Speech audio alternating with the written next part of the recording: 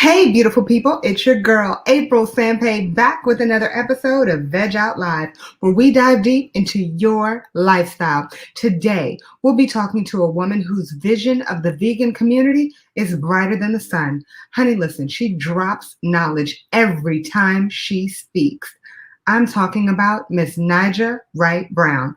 Listen, I'm going to go ahead and introduce you, but before I do, let me introduce you to our sponsors.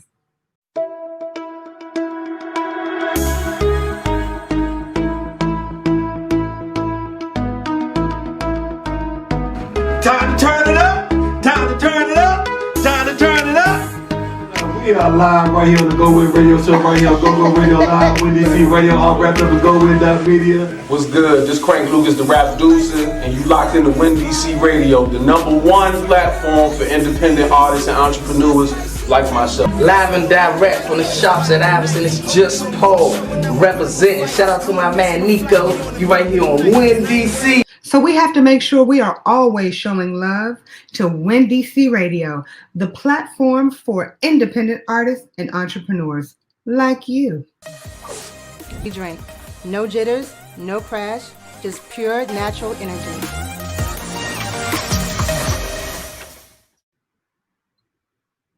Honey, 5 fruits, 5 vegetables, 5 vitamins, and 20 milligrams of that good CBD oil.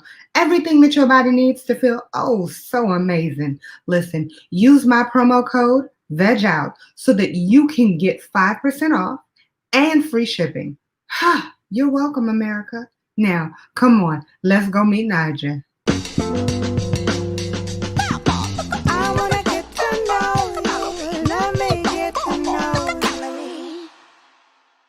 Ladies and gentlemen, child, we got Naijha Wright-Brown in the building. I am excited. I don't know if you understand how excited I am.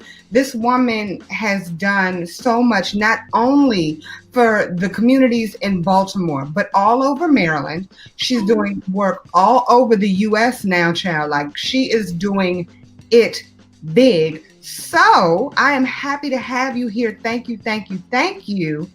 Thank you, April. I'm good. I'm glad to see you. I haven't seen you in a while. I know. I was moved away and I'm like, Right. Yeah, Vegan Soul Fest was supposed to be August 22nd. You was going to be in there. Definitely. Speaking of which, how are you getting through this pandemic? I like to be proactive and not reactive. I hate to be reactive. So when this whole lockdown started, I was paying for Facebook ads. I'm like, you know what? We're going to let people know we open. We got an extensive email list. We have mailing addresses. We're going to get on the horn and talk to our marketing folks. Look, send them postcards out to our rewards customers because we are open for business. Now, you can't dine in, but we have the platforms available for you to order online, which are costing us tons of money. So I had to find a way to cut those expenses. So we have an online ordering platform at landofkush.com, and you click that green order online button, and we don't have to pay all that 25-30% commissions that all them other folks are charging us. So, but some people are fans of the other platforms, they get points or whatever. But so those are the things that I were doing. And we didn't cut back any days. We didn't cut back any hours that the store were open. But, we had to cut back employee hours. But thank goodness we didn't have to get rid of too many people. I mean, anyone that left, they left on their own will because of the whole COVID. They don't want to be around customers, things like that, which is understandable. But one day at a time, those first 2 weeks, rough. You were talking about the Land of Kush in Baltimore, Maryland, one of the #1 vegan restaurants in the area. They've won many awards, especially for like the mac and cheese. And we got what? Yeah, we did one. You know what? I totally forgot about that. First place or something like that. Yeah, we just won an award. Best of Baltimore magazine. Baltimore. 2020. Yeah. We just won it in 2020, but you won it before that. No, we were runner up for Best of Baltimore magazine But for city paper, we've won several times. But this time, I think this was the first time, if I remember, for Baltimore Magazine. And you've been awarded for your vegan crab cakes or crab. Yeah, PETA awarded us top 10 vegan seafood dishes. That was, I think, 2018. So we appreciate that. That gave us some recognitions in terms of, the whole seafood. It's Maryland. People going to be about, that thing. How did you even think about opening up a vegan restaurant? Oh, my husband, Greg. This is his brainchild. I didn't know anything about Greg and this idea until my company relocated me down here in 2005. I used to work for Verizon Wireless, and I am blessed with the foundation that they have given me to do some of the things that I'm doing and some of the things that I've learned. So a year later, I met Greg because he came in and he was working there and we was on the same management team. But going back to 2005, I got my physical. And I'm thinking I'm the bomb. I'm healthy, even though my passport picture is looking like this. You don't even want to see it. But I'm thinking I'm healthy. Eating all this cheese and eggs and dairy, all this stuff. And they like, boo-boo, your cholesterol is like 250. I'm like, what?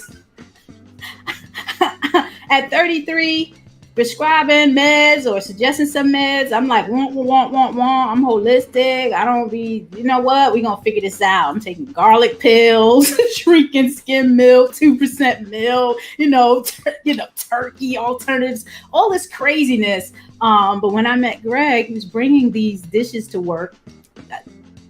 I know about tofu. Tofu is bean curd to me. So I was familiar with tofu, but I wasn't really familiar with men that were eating this way, so you're coming into a whole another area. And of course you're like, okay, what's really popping around here? And you see this gentleman like, what is this? And he started introducing me to these foods. I told him my situation and, this is the lifestyle and this can help. And by the way, I have this idea, I'm just here to get my money up because I want to open up a restaurant. I'm like, I've never worked for food service ever, administrative work.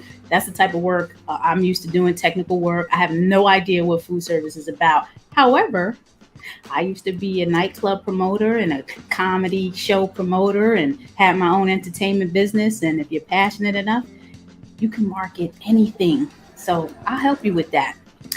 We're going to be 10 years in the brick and mortar as of January 6th. 2021. So, yes. Wow.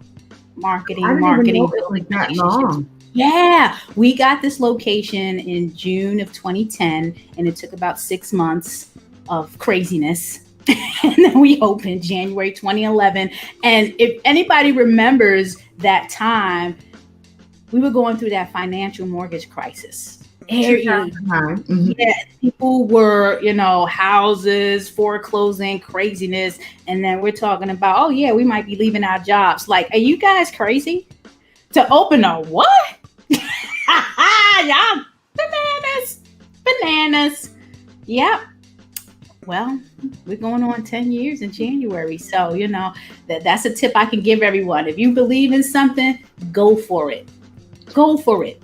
From a business standpoint, it's funny. A lot of businesses that are flourishing, 10 years later, often started during a time of adversity.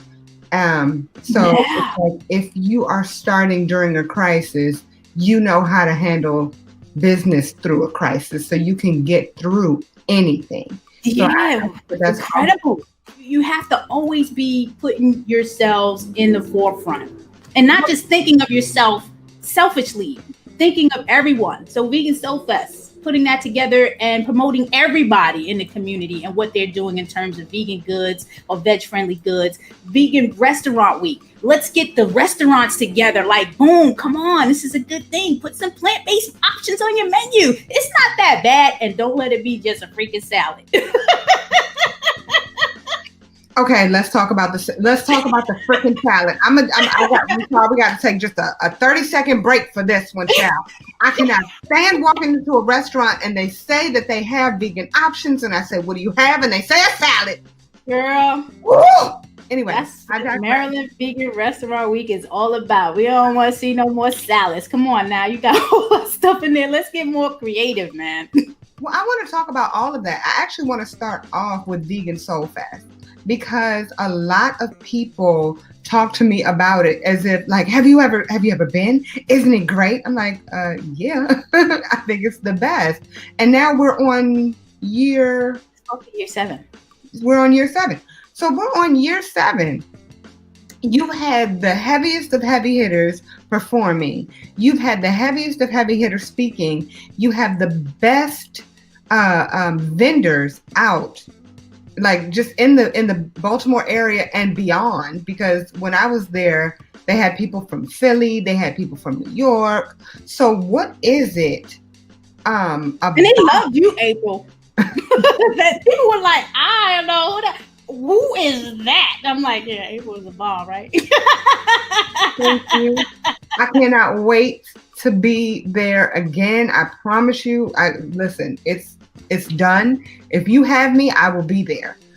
But how did you put that together? Like you were saying that, it's building relationships, but you're in a food desert. I'm sorry to say it like this, but Baltimore, it's a food desert.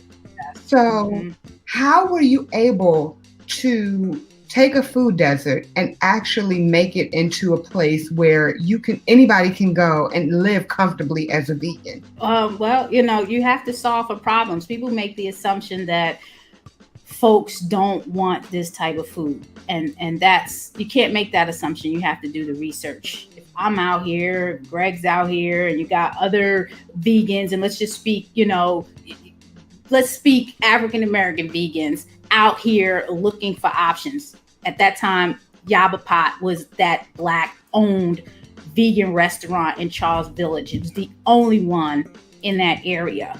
People were going there. So you got to solve for that problem. You hear people, we need more options. We need more options. You create those options. Now, the way Vegan Soul Fest came about, again, building those strategic partnerships. Brenda Sanders, who's the executive director of the Afro Vegan Society, which is a national organization, she came to Atlanta Kush. We had a meetup here. We used to do a lot of those happy hour meetups, social events, so people can get to know each other. We're new. We want people to know us. We want people to know each other. So they were awesome. We used to have 50, 60 people up in here. We had to take the chairs and tables out, but it was a great, great, great thing that we used to do. And that's how we met each other. And she was looking for organizations to connect with and do her thing because she was in the community, spreading the word, the good word, vegan advocacy and all of that. And we sat down one day in the corner, in the back of the Atlanta Kush, not, on the left side, right in the front when you come in. We just sat back there, and I think she was trying to plan a conference or something like that, and she wanted us to cater or whatever. But then the conversation became this solving a problem for having a veg fest in the city, not in the county, in the inner city of Baltimore, and introducing our folks in the communities to this lifestyle and to the food. Girl, we had 3.5 months to put that, because I'm like, we ain't talking about this. We gonna be about it. We had 3.5 months from that time we had that meeting to organize the first ever. I've never organized a festival ever.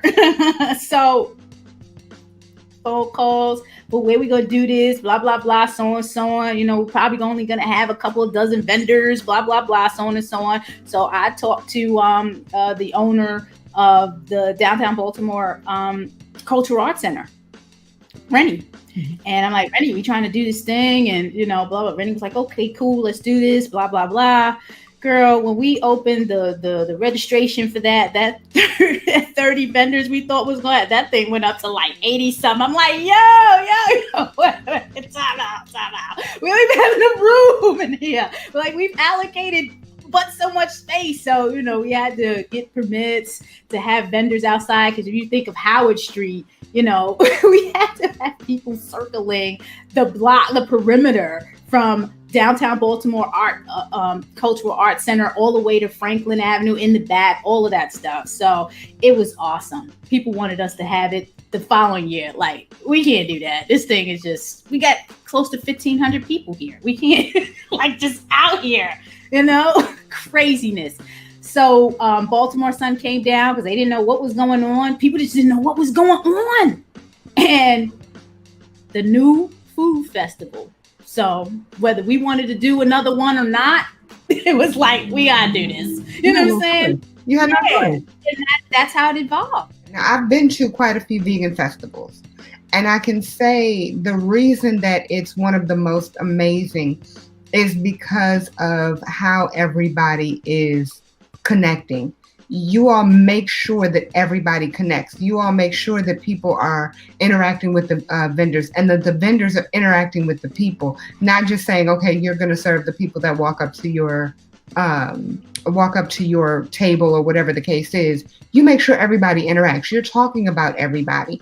And then again, the entertainment alone. I mean, I know that the last time I was there, I was just thoroughly entertained. You've had people like Maya. You've had people like Stickman. You've had amazing people on your stage. And I just, I think that that's commendable. I want to be like you when I grow up. I'm sitting here thinking, I want to be like you when I grow up. Yeah, give me a band and some vocals. Not at all.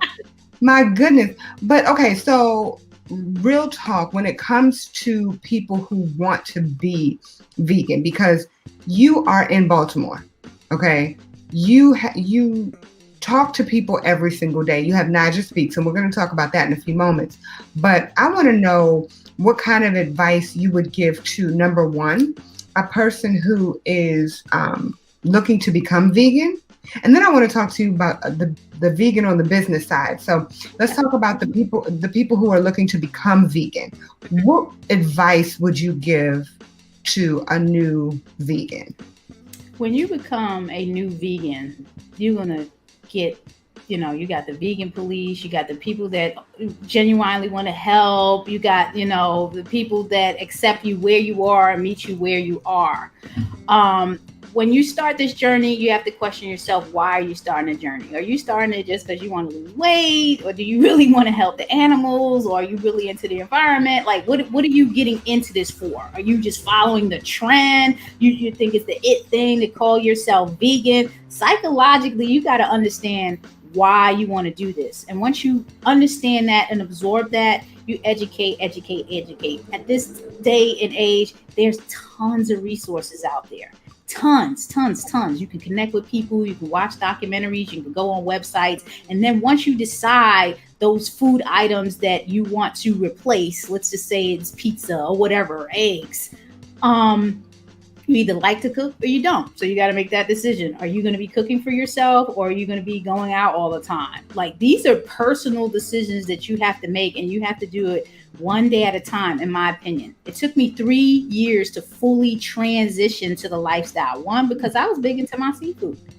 I was big into seafood, and I was big into cheese. So I had to really take that journey and try out different cheeses and, try out food items, all of that. I took my husband around Whole Foods. He used to go to Whole Foods to shop, but sometimes people just shop. I'm going here, this aisle, that.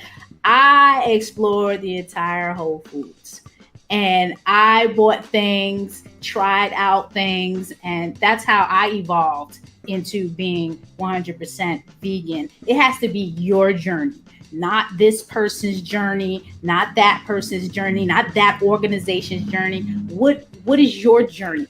And I appreciate that, and make sure people respect that. And if they don't respect it, they can keep it moving. Oh, I like that. Put some respect on the fact that I'm vegan, child. Put some respect on my veganism. Exactly. We have a nonprofit now, the Black Vegetarian Society of Maryland, and we meet people where they are, because we understand if you're in a culture where your family and your social environment is consumed with eating meat products and products that don't. Now you're talking about you might have to make some new friends. Everybody might not be ready for that. Just because I became vegan didn't mean I wanted to make all these new friends. I like my old friends. You know what I'm saying? I want to hang out with them too.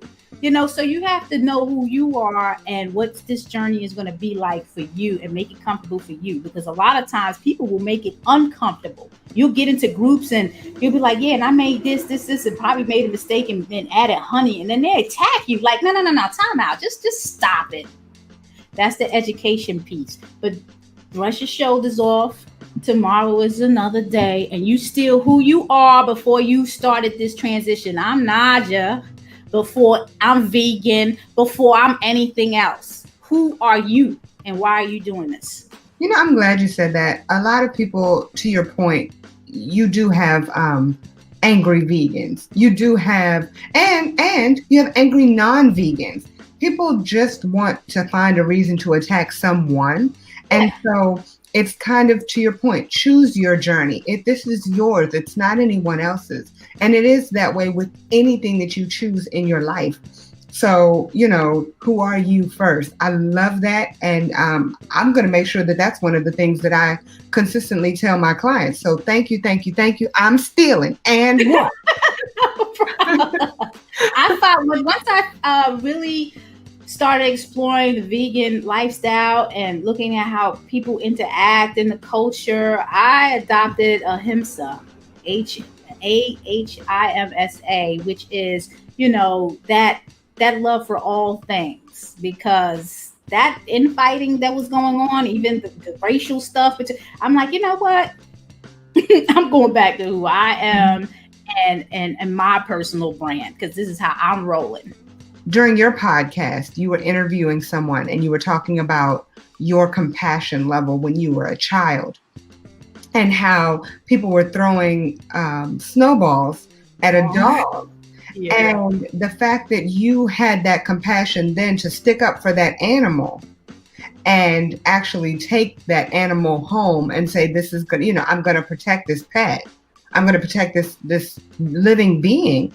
I think that is where a lot of this comes from. When you are becoming vegan, it's kind of go back to yourself. Who are you initially? Are you a person who's saying, you know what, I care so much about animals or living beings that I want to protect them at all costs? Are you saying that I'm a person who cares about my health at all costs? I care about the environment at all costs. So it really depends on your reason, your why behind it. So again, that's awesome. And again, I am stealing. Now, I want to talk about the business side, though. Okay. You have a lot of businesses and you work with a lot of businesses. You are very business savvy. And so there are a lot of people who want to start a vegan business. Yes. What advice would you give to them, a person who's starting new and has absolutely no idea what direction to go in? It goes back to education. I mean, a business is the same thing. A lot of people open a business and don't understand, like, you know, you still got to pay that $300 a year to assessments, whether you making money or not. Right. You still got to file taxes, you know, so you have to educate yourself, and nobody wants to hear about, well, I don't know. You better do some research.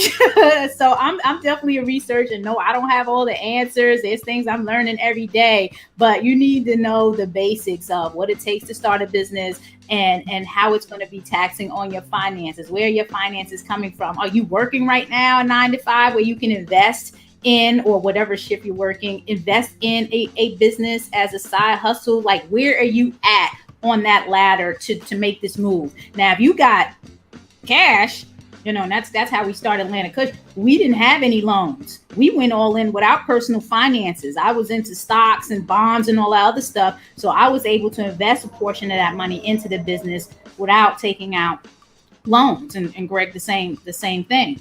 So where are you at financially? Because that's a whole nother entity. You get in an ID, you get a personal ID, and that is a entity right now, and you have to run it as such. So I like to connect with people that know things. So if you're in a restaurant, you want to connect with somebody that may know the restaurant. And please don't come into the restaurant asking us to do your business plans. And no. That's what you need to do. Is your business, is your plan. You know what I'm saying? We can just give you some advice. This is what we recommend, but we're not doing your plan for you. We're not consultants. Consultants are out there to do that for you, because we get that. People want to hand us business. Whoa, we busy. You gonna pay $1,000 for us to do that? Because reality is that time costs. So don't be this take type of person.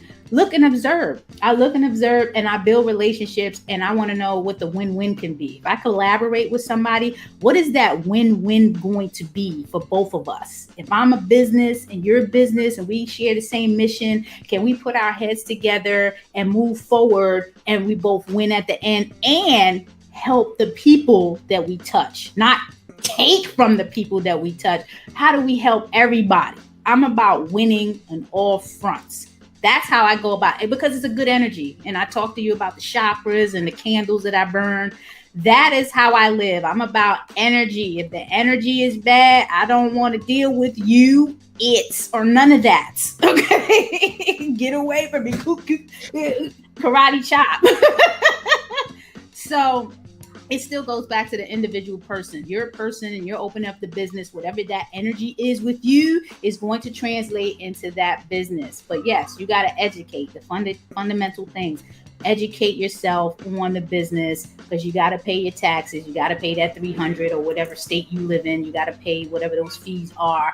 And you got to manage it professionally. And it's not easy. I'm going to be honest with you. It is not easy.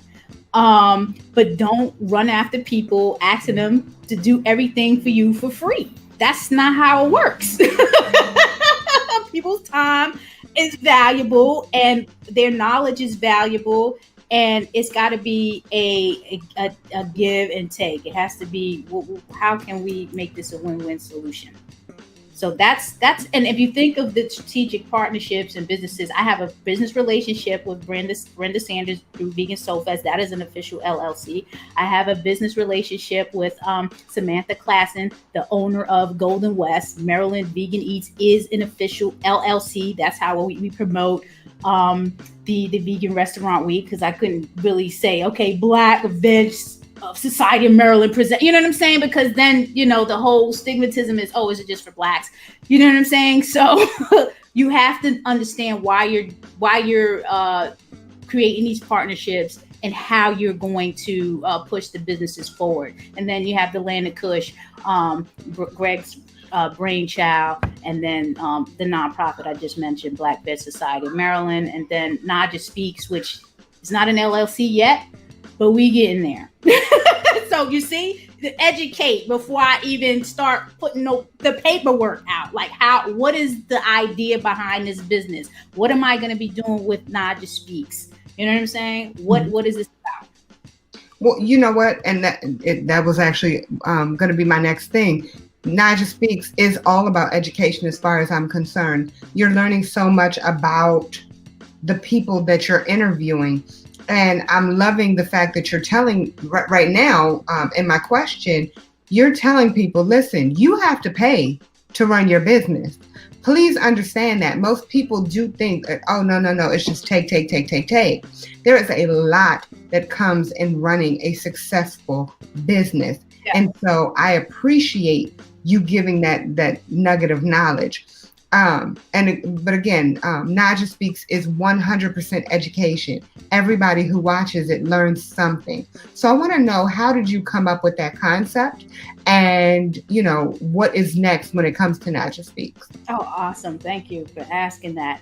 I'm a contributor of Jane and Shane News. And if you don't know who Jane and Shane is, she's been a journalist for decades, and she runs a digital channel, Videos for the Voiceless, on Facebook. And she's just in so many different projects. Like, she's amazing. Like, I want to be like her when I grow up. So they brought me on as a volunteer contributor because they wanted to get a different perspective on their platform. Because if you look at their platform, they need a little bit more color, let's just say. I'm just keeping it real. And then we're on the East Coast here, they're on the West Coast, but they have coverage globally. And I guess the feeling was I could bring some value to their platform. And I think I'm doing that. I think I'm doing a good job. I was just out covering festivals, events, lunch and lives at Atlanta Kush, things like that. But when the pandemic hit, what am I covering? So they want, so it was like I'm in the restaurant covering art. Like there's nobody in here. Okay, but look at the art, which gave me an appreciation. Like, oh, we do got some nice art, But what else? We just gonna be cooking in Atlanta Kush all day, and then trying to get Greg to do it. He's busy. Trying to motivate him. He's tired. Things like that. So what else can I do? So. Oh, she's interviewing, and I see a lot of other people, doing things on the platform. You know what? There's a ton of people that I know personally, or I can get to know, that I would love to highlight on a platform. Boom. They love it. You know what? What you need? Well, okay, you got it. We're going to make this happen. I'm talking to all my supporters, funders, like this is the idea I have. I think this will, be good. Get you a report on how it's impacted. Oh, we got it. We support you. So I'm over 50 videos in, just live broadcasting. Just live. And a lot of the people that I've talked to, some of them I don't really know. I just found out about them maybe through somebody else doing research, things like that. So I'm, again, like you said, I'm learning a lot. I'm learning a lot about people, and I'm providing a platform that people don't have to pay for. You know what I'm saying? Sometimes you get interviewed, people want, some money for that. You know what I'm saying? This is a platform so that people can get to know other people and what they're doing. I had a show on there about why do we need Black vegan social groups. It was so powerful because people don't really understand, why do we need safe spaces? And why do we need so many? You can have as many as you want. Everyone has their own personal vibe in their space, but it was just so touching for people to understand why we need this. So I like to cover those type of topics and just highlight different type of people.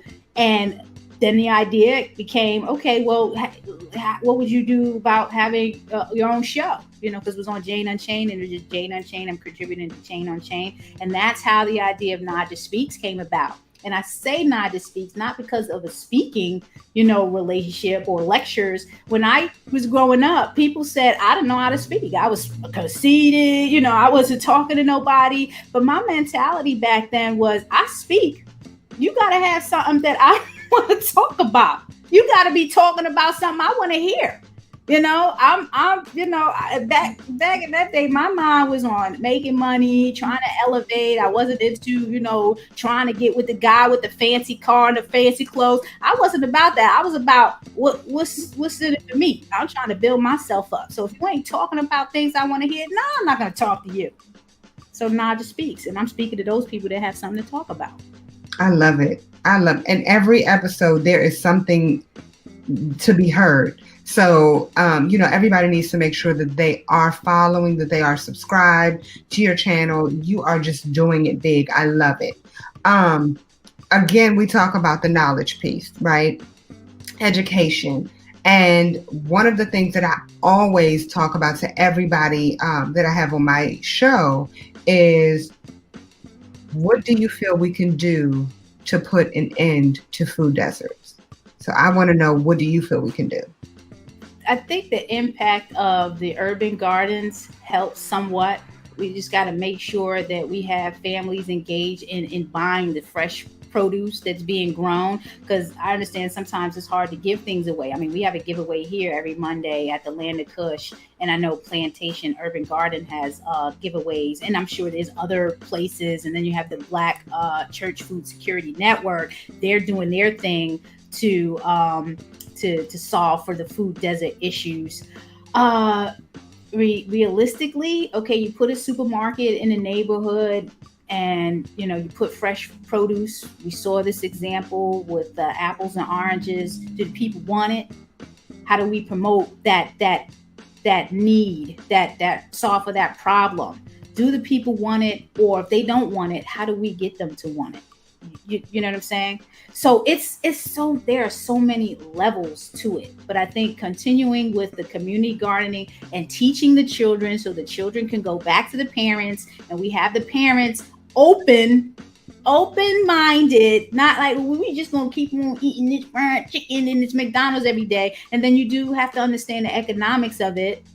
You can't, maybe they can't do the $10 a child meal. You know what I'm saying? Whatever that cost is, we have to understand, we have to scale it down to, it might have to be $5. How do you make a business model like that? Because you have to understand, we have an economic issue here.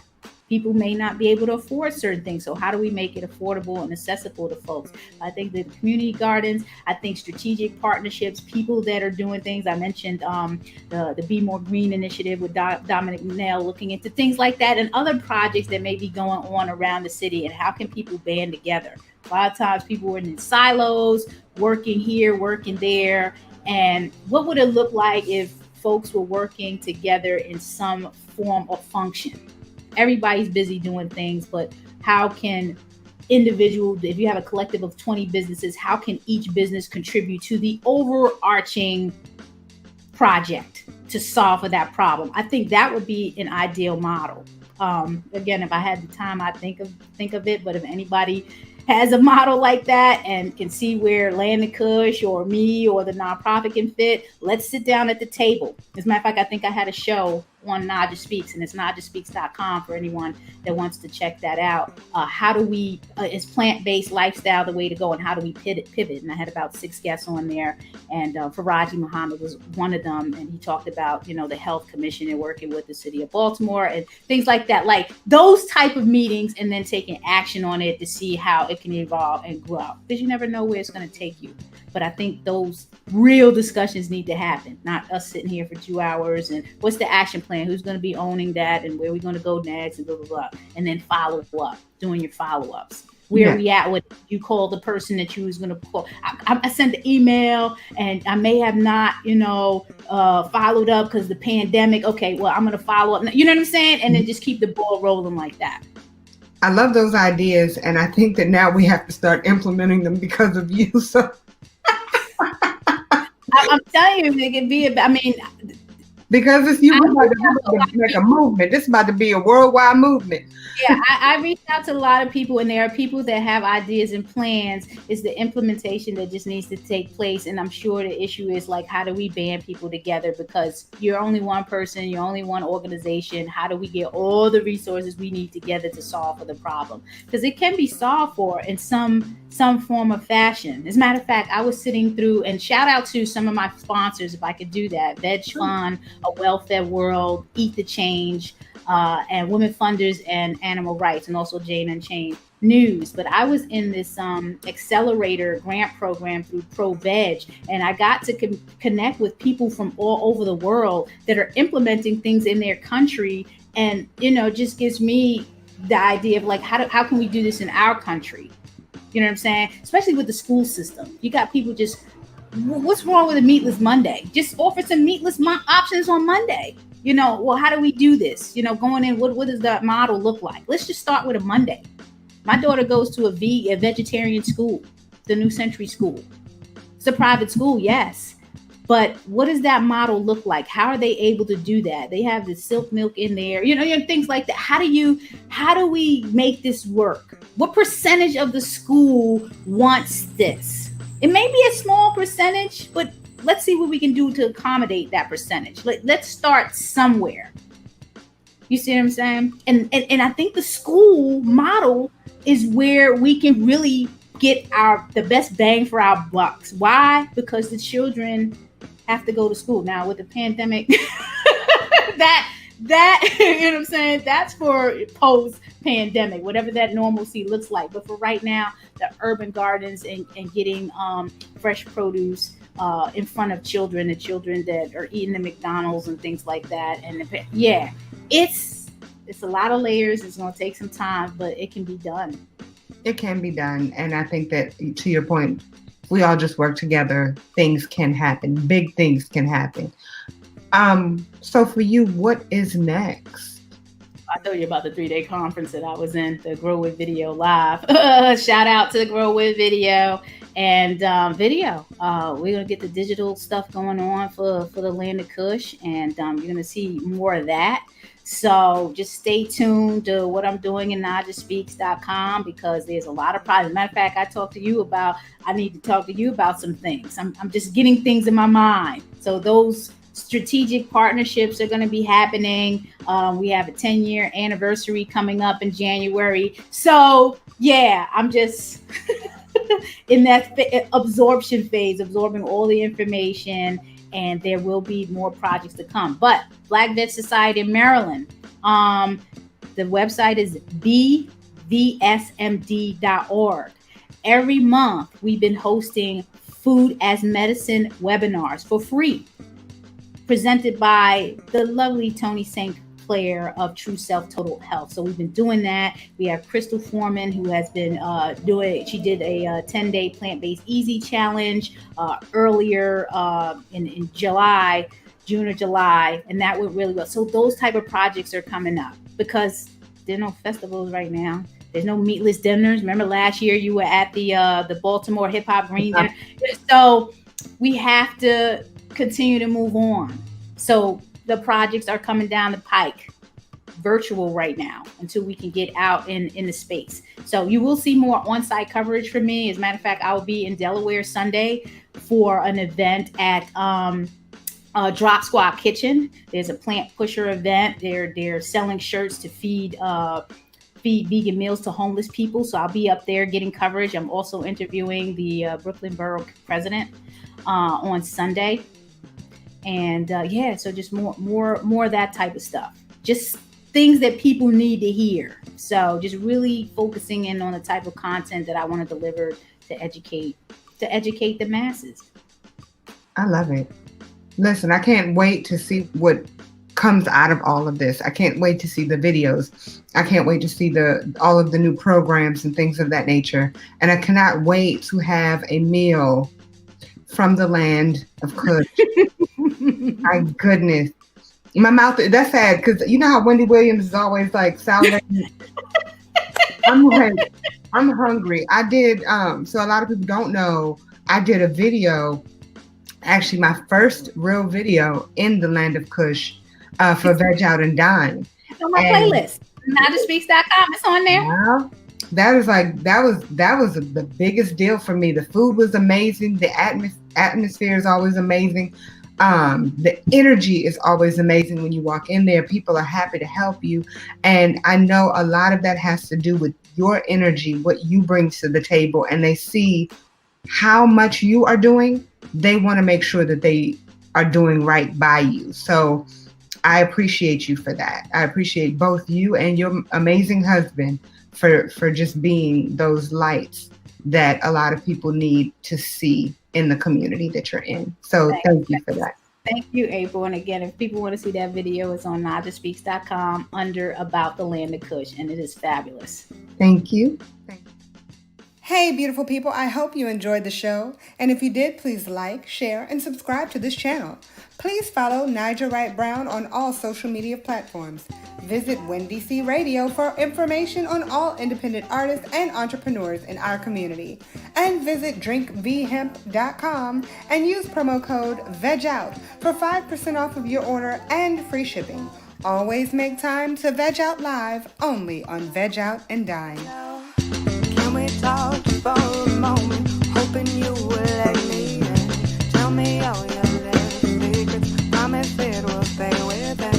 See, I wanna get to know you. Tell me all your hopes and dreams. Follow me and I will show you life is better than it seems. Hello,